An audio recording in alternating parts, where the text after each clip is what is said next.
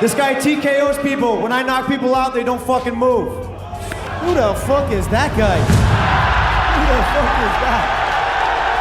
Jeremy Stevens had only just tried to put his name into the conversation. 6 seconds later, the entire room was roaring with laughter and had nearly forgotten who he was. That is the most dangerous thing about standing next to Conor McGregor. You can walk onto the stage with a perfect plan, but the moment Conor opens his mouth, you can easily become a supporting character in your own moment. Hit like and subscribe, because nobody makes famous people lose their footing faster than Conor McGregor. I'm gonna put him back to box. I'm gonna put him. Conor did not wait until he became a champion to act like a superstar. From the very beginning, he walked into every press conference believing that the stage, the lights, and all the attention already belonged to him. Everyone sitting around him was simply decoration that had not realized it yet. Imagine that. Look at everybody up here. They're all dressed like me. They're all trying to talk like me. They're all trying to be me. Everyone in the game wants this fight. This is the lottery fight. And this man took it on his last contract. Imagine that. Imagine getting the biggest fight in the history of the game and saying, shut your mouth, kid. You're getting paid what you got your last fight, and you're lucky you're even getting that. Yes, sir, and sign it. He looked down the press conference table and saw his own style appearing everywhere. From the clothes and the poses to the way other fighters tried to attract attention, Conor turned all of it into evidence that the entire promotion was following his lead. And when a man believes he is the original, he sees everyone else as a slightly less convincing copy. I honestly like Nick's little bro, you know what I mean? How can you not like him? He's like a little cholo gangster from the hood.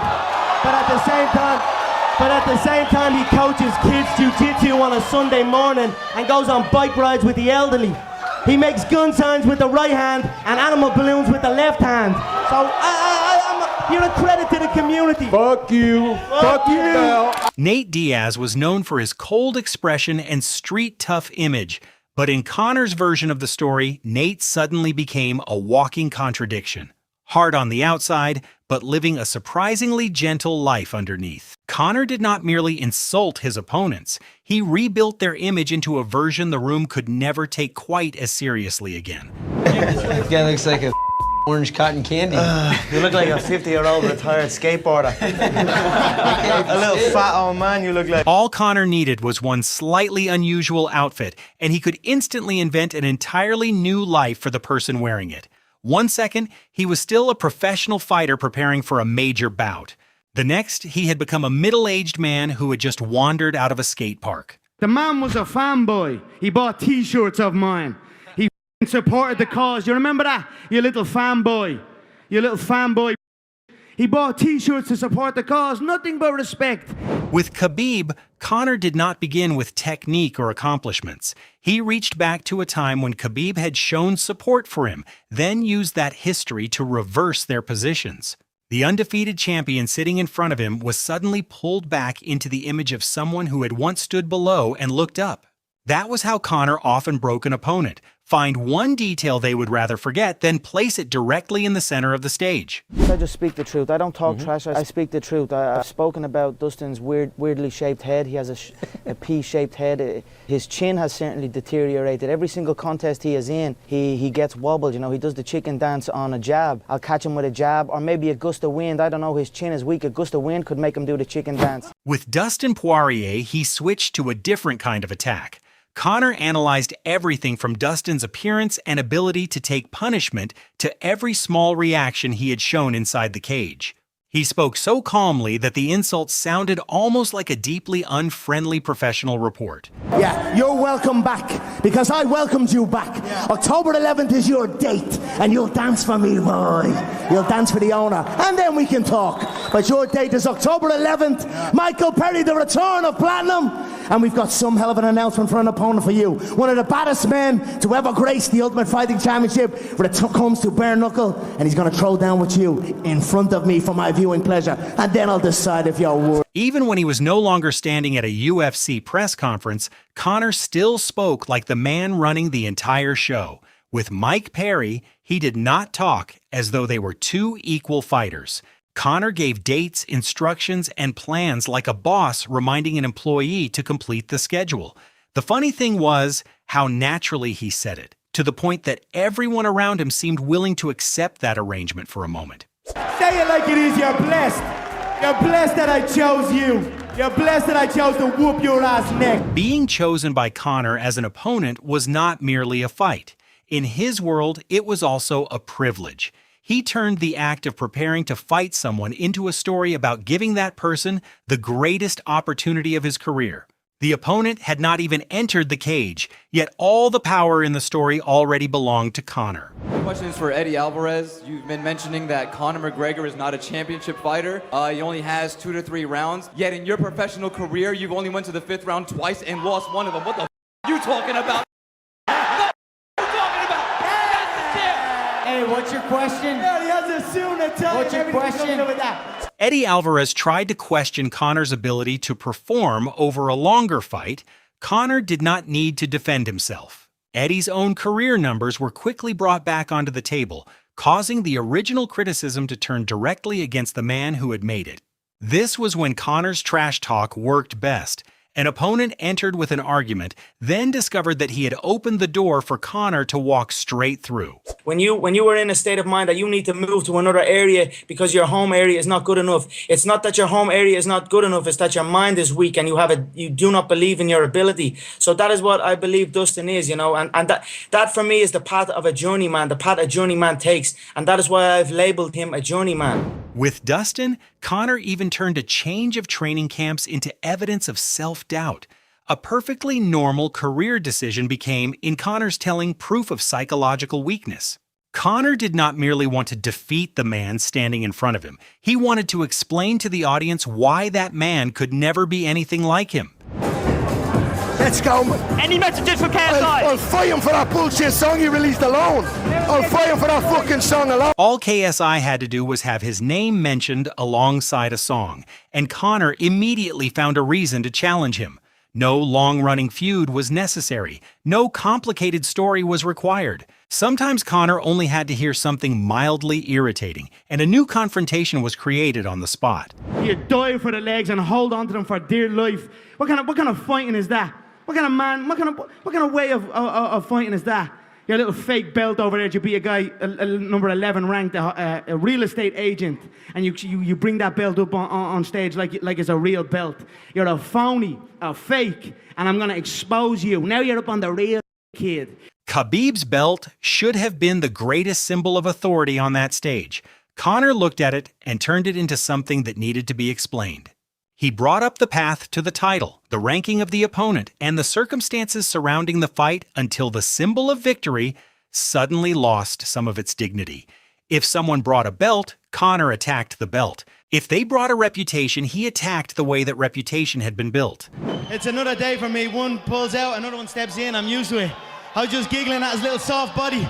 I've never seen a skinny guy. How can a fat guy be so skinny at the same time? It amuses me, but... Nate Diaz became the target again, this time simply because his build was difficult to categorize. Conor looked at his opponent as though he were trying to solve a problem with no correct answer, then turned that confusion into a brief comedy routine.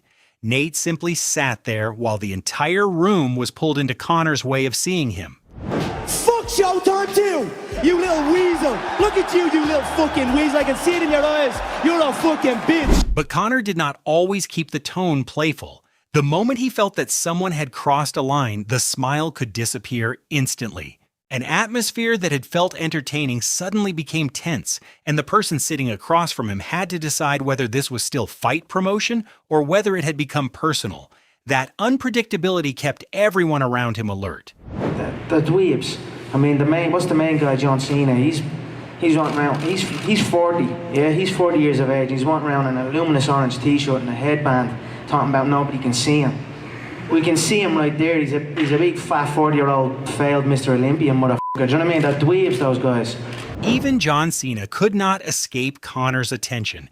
Conor looked at one of WWE's most famous images and pulled apart every detail: the bright shirt, the headband, and the familiar catchphrase. One of the biggest stars in entertainment was suddenly described as a man trying far too hard not to be seen. Conor understood something very clearly. The more famous the symbol, the louder the reaction when you puncture it. Oh, I didn't have creative control of it, so I wasn't. Really? No, I don't. I'm the creator. I'm the creator. Even on a film set or inside a creative project, he did not like being described as someone who simply followed instructions. Conor quickly corrected the way others described his role. He did not want control to be handed to him. He wanted everyone to understand that the whole thing had begun with him. I change your bum life. You fight me, it's a celebration. I would beat you. When you sign to fight me, it's a celebration. You ring back home, you ring your wife. Baby, we done it. We're rich, baby. Conor McGregor made us rich. Break out the red panties. We're rich, baby. Then came one of the stories that completely changed the way fighters thought about facing Conor. He did not talk about strategy, punches, or championship belts. He talked about the money his opponent would earn, the call he would make to his family, and the celebration that would follow when his life suddenly changed.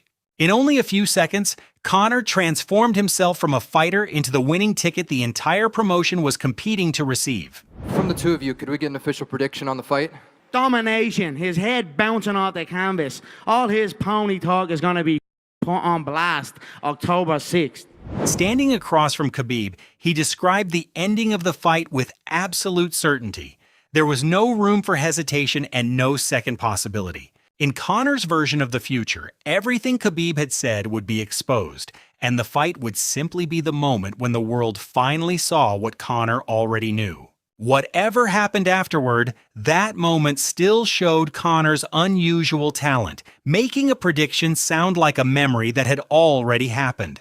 Just rumours. Nothing happened with me. I only fight real fighters, people that actually fight, you know what I mean? I certainly don't fight little vanilla white rappers. You know, I don't even know the guy. I don't know anything about him. When asked about people he did not consider real opponents, Conor simply drew a line. On one side were the fighters he believed were worthy. On the other were names he did not even want to acknowledge as part of the same conversation.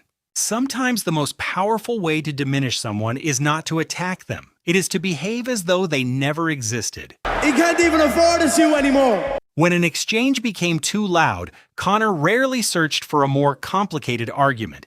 He ended it in his distinctly Irish fashion, direct, rough, and unexpected enough to leave the whole room unsure how to respond. Conor did not necessarily have to win the argument. He only had to say the line everyone would remember longest. Very, very, very basic. He backs up. He's a novice in my eyes. I look at him as a novice. He throws an overhand right. He looks at the floor, closes his eyes, and hopes for the best. This is. At other times, he shifted into the voice of a coach reviewing a beginner's technique. An opponent's punch became, in Conor's description, a basic movement with little control and far too much dependence on luck. The man sitting in front of him might have been one of the best fighters in the world, but under Conor's gaze, he was still a student on his first day. What happened? Absolutely nothing. I don't know. I just showed up and I don't know. I don't even know the guy, to be honest with you. Just rumors? Just rumours. Nothing happened with me. You know, I don't even know the guy. I don't know anything about him. When Conor did not want to continue discussing a story, he could dismiss the entire thing with an almost innocent calm. He would say he did not know the other person, had no idea what had happened, and had simply appeared there by coincidence.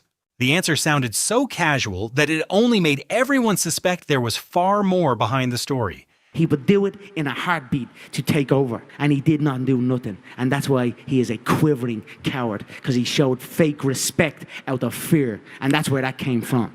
During his confrontation with Khabib, even respect could be interpreted by Conor as fear. Any gesture from his opponent could be turned around. Silence meant weakness, courtesy meant nervousness, and calmness was simply a way to hide insecurity. When Conor controlled the story, his opponent was left with almost no completely safe response. Even what belt is on the line, because really I should create my own belt, because I am in myself my own belt. It doesn't matter weight. It doesn't matter if it's a featherweight, the lightweight, the welterweight. It's the McGregor belt. So that's it. I'm fighting for my own belt. Eventually, even the existing championship belts seemed too small for the image Conor had created around himself. He spoke of himself as a division of his own, a title of his own, and a system every other champion had to enter. His confidence had moved so far beyond the ordinary rules of the sport that it no longer depended on them. And who are you fighting? Chandler. You are going to do it. I have to. You've been teasing him. I'm going to just do that with him, yeah? I'm going to grab him by the chest and crap him. That's what I'm going to do. Are we going to see you in another boxing match as well? The second richest fight in history when you fought Floyd Mayweather? Yeah. That man KSO you, but he couldn't box it. Michael Chandler waited a long time for a fight with Conor. When asked about him, Conor spoke as though Chandler were an unfinished task that still needed to be completed. Not much emotion, not much explanation, only the feeling that Chandler remained somewhere on Conor's list. Even another man's waiting became part of the legend surrounding Conor's ability to attract attention. Sing like little canaries, Why I you heard. calling people gazelles too? You got the weakest, lamest lineup of training partners I ever even heard of. I'm just looking at your little frame. Yeah. And it just reminds me of an injured gazelle. Yeah. Strapped up. Sometimes Conor only had to look at an opponent's body, and an image immediately appeared in his mind. He compared the man to a fragile, injured creature, then pulled the entire training team into the story. The insults spread from one person to everyone standing behind him. Nobody was completely safe once Conor began studying the room. Shut your mouth. Ali Abdulaziz. Mad terrorist. Terrorist snitch. I know a lot about you as well, you mad rat. I know a lot about you as well. You keep your mouth shut, kid. Let me take my picture. How's Noah? How's Noah, huh? Yeah, shut your mouth. Never speak about me. Even during a face-off for photographs, he could find one more person to drag into the fight. A manager, a member of the team, or anyone who spoke up could become the next target. Conor wanted his moment to unfold in exactly the right way, and he was willing to stop everything to remind the room who was standing at the center. Brother, you're all right. You're a nice, friendly guy to me. I don't feel like ripping you to shreds. Oh, come on, Conor. I grab your front of your head and the back of your head and I just do that and you be done. One of the strangest things about Conor was his ability to move from friendly to threatening in a single beat. He could call the person in front of him a friend, then immediately describe what would happen if the two of them actually fought. The smile remained, but the atmosphere had changed completely. That was why interviews with Conor were rarely truly relaxed. Nobody knew whether the next sentence would be a compliment, a joke, or the beginning of another fight. I've ridiculed everyone on the roster. I just want to say from the bottom of my heart, I'd like to take this chance to apologize to absolutely nobody. The double champ does what the he wants. Have a seat. After all the victories, controversies, and people he had pulled into his orbit, Conor was given a chance to apologize. He paused long enough for everyone to think that a sincere moment had finally arrived. But Conor McGregor did not build his career by taking back the things he had said. He ended it exactly the way he had become a star, refusing to retreat, showing no regret, and fully aware that the whole world was waiting for his final line. Conor McGregor was not always the loudest person in the room. He was simply the person who best understood how to make every other voice sound smaller. He turned opponents into characters, press conferences into stages, and answers lasting only a few seconds into moments people repeated for years. People may love Conor or find him unbearable. But when he entered a room, very few people could continue behaving as though he were not there. Comment below with the Conor moment that made you laugh the hardest, and hit like and subscribe so you do not miss the next unbelievable exchange.